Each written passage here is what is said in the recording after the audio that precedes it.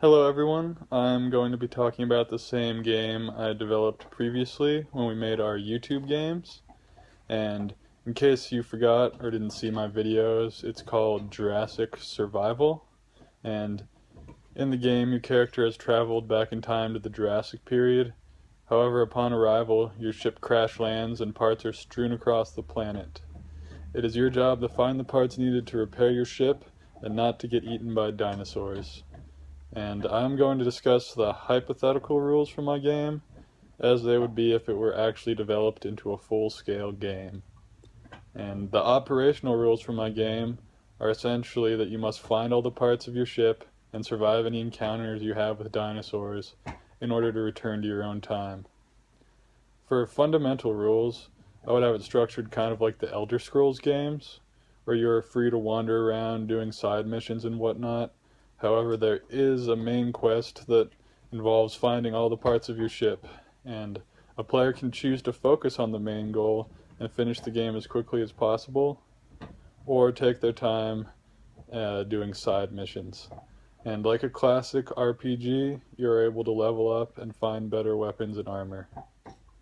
Um, as far as behavioral rules, they would really just be up to the player. I envision this being a strictly single-player game, like Skyrim. Um, so you are the only one who dictates if something is appropriate or not. And I also do not think there would really be many written rules for my game.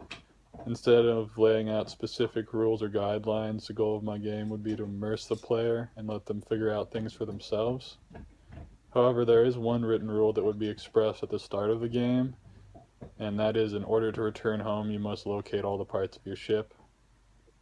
And it is possible for a player to ignore this rule, but they would not be able to beat the game. And as far as laws and official rules go, they don't really apply to this game. It is single player, and the only person you're really competing with is yourself. And there are, however, some key advisory rules. Such as you do not have to, or there are some key advisory rules, and you do not have to follow these, but they would make beating the game easier.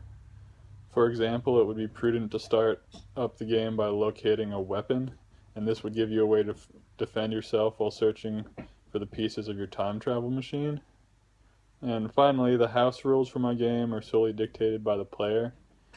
Any particular way they decide to play the game could be considered a house rule. For example, a player could focus on finding the best weapons and leveling up by defeating dinosaurs, and once they're a high level, go and search for all the pieces of the time machine. And that just about covers all the rules associated with Jurassic Survival, and thanks for watching, and I'll see you guys next week. Bye.